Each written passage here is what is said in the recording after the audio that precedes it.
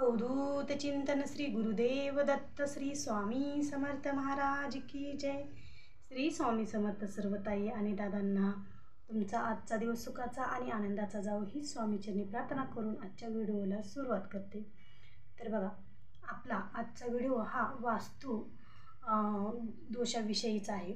तर बघा, आपलं घर आणि आपले घरातले सर्व काही जिथल्या तिथं व्यवस्थित असावं म्हणून आपला प्रयत्न चालू असतो आणि आपलं घर, आपली वास्तूच हेच आपल्यासाठी सर्वस्व असतं।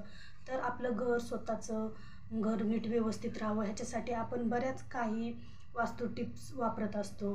तर घर बांधताना आपण घर कोणत्या दिशेला असावं, आपलं देवघर कोणत्या दिशेला असावं किंवा बाथरूम कोणत्या दिशेला असावं, ह्या सर्व गोष्टींचा विचार करून आपल्या घराची, आपल्या वास्तूची आपण रचना करत असतो।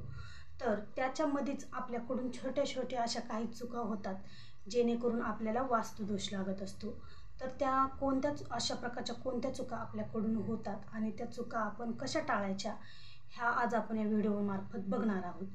तर बघा, आता बऱ्याच वेळेस काय होतं, घाई गडबडीच्या टायमिंगमध्ये कोणी जॉबला आहे, कोणी नोकरीला आहे, कोणी काहीतरी घरगुती काम आहेत किंवा घरातला व्याप आहे किंवा लहान मुलं शाळेत जातात, त्यांना टिफिन द्यायचा असतो। मग त्याच्यासाठी बऱ्याच ताई काय करत असतात की सकाळी घाईगडबडीच्या टायमिंगमध्ये कणिक मळणं होत नाही, त्याच्यामुळे रात्रीच कणिक मळून ठेवतात आणि ती कणिक फ्रीजमध्ये गोल गोळा करून फ्रीजमध्ये ठेवली जाते।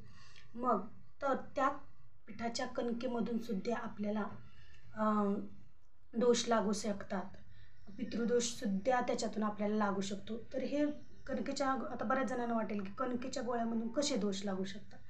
तर बघा, आता बऱ्याच वेळेस काय असतं की जे ब्राह्मण लोक, आता बघा, पिंडदान करताना किंवा पितृदोष करताना जे काही ब्राह्मण लोक आहेत तर ते पिंडदान करताना गव्हाच्या कणकेचे गोळे करत असतात। तर ते कणकेचा जो गोळा असतो तो पितरांना समर्पित असतो। तर ते जे कणकेचे गोळे केलेले असतात तर तसे ते पितरांना समर्पित असतात। तर आपण काय करतो की कणिक मळून ठेवतो आणि गोल त्याला असा गोल गोळा करतो आणि डब्यामध्ये एका ठेवत असतो। तर त्याच्यात पण ते दोष लागले जातात की तो जी गोळा केलेला आहे गव्हाच्या कणकेचा तर तो पितरांना समर्पित असतो, त्याच्यामुळे त्याच्यावर सुद्धा त्या कणकेला दोष लागून ते दोष आपल्या घराला लागत असतात। तर असं कोणीसुद्धा, कोणत्याच ताईने असं करू नये की संध्याकाळी पीठ मळून ठेवायचं, रात्रभर ते फ्रीजमध्ये राहील, असं कधीच करायचं नाही। घाई गडबड असो किंवा कसं असो, सकाळी आपण लवकर म्हणून सकाळीच ताजं कणिक मळून चपात्या केलेल्या सर्वात उत्तम। पण बऱ्याच वेळेस टाईम नसतो, घाई गडबड असते, तर अशा टायमिंगला जर तुम्ही रात्री जर कणिक मळून ठेवली तरी पण चालते। पण त्याच्यासाठी दोष लागू नये त्याच्यासाठी आपण काय उपाय करायचे, तर बघा, आपण कणिक मळून ठेवायचे आणि बऱ्याच वेळेस चपात्या केल्यानंतर सुद्धा 1-2 चपात्याची कणिक राहत असते। तर काय करायचं, कणिक मळून झाली की आपण गोल गरगरीत कणिक मळून नाही ठेवायची, ओबडधोबड अशी कणिक मळून ठेवायची किंवा त्याच्यावर आपले 5 बोटं उमटवायची किंवा त्याच्यावर अशी 5 बोटं घालायची, जेणेकरून कणिक गोल गरगरीत होणार नाही आणि ते पितरांना समर्पित होईल असं पण होणार नाही।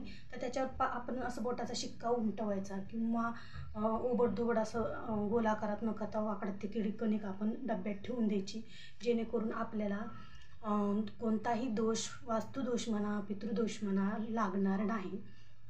आणि सगळ्यात दुसरी एक गोष्ट म्हणलं तर, ज्यावेळेस आपण गव्हाची कणिक मळत असतो तर त्यामध्ये अशी कोणती वस्तू टाकायची जेणेकरून आपल्या घरातील सगळे दोष नाहीशी होतील, आपल्या घरात अन्नपूर्णा मातेचा वास राहील, लक्ष्मी मातेचा वास राहील। तर बघा, आपण कणिक मळताना तर मीठ तर सगळीकडे मीठ तर वापरतच असतो कणिक मळताना। तर मिठासोबतच 1-2 साखरेचे जर दाणे असतात ते 1-2 साखरेचे दाणे, 1-2 थेंब तुपाचे, असं आपण पीठ मळताना टाकायचं आहे।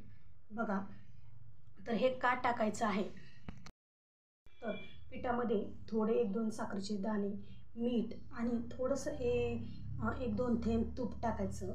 तर हे का टाकायचं, जेणेकरून आपल्या ज्या आर्थिक अडचणी आहेत ज्या घरगुती अडचणी, आर्थिक अडचणी, घरातील पैशाच्या अडचणी ज्या आहेत त्या दूर व्हाव्या, ज्या नाहीशा व्हाव्या, यासाठी हा उपाय तुम्ही नक्की करून बघा. दररोज जर तुम्ही असं केलं तर हळूहळू तुम्हाला याचे म्हणजे याचे ह्याचे जे उपाय आहेत तर याचा तुम्हाला फायदा हळूहळू जाणवायला लागेल. तर त्याचबरोबर आपण कणिक मळली की पहिली चपाती डायरेक्ट आपण तव्यावर टाकतो.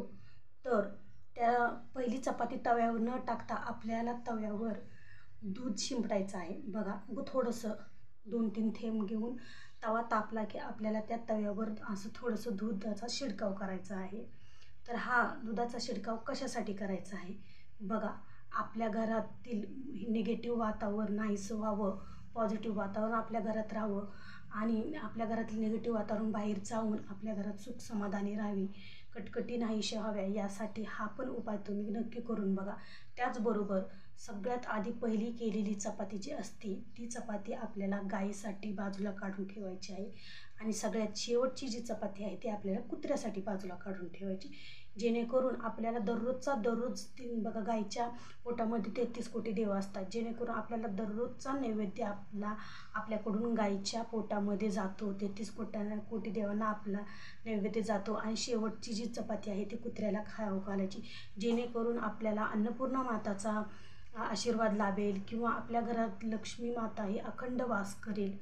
तर ह्या सर्व सेवा म्हणजे ह्या सर्व उपाय तुम्ही करून बघा, नक्की तुम्हाला हळूहळू अनुभव यायला लागेल. तर आजचा व्हिडिओ असा होता. तर व्हिडिओ आवडला असेल तर नक्की लाईक करा, शेअर करा आणि आपल्या चॅनलला नवीन असाल तर सबस्क्राईब करायला विसरू नका.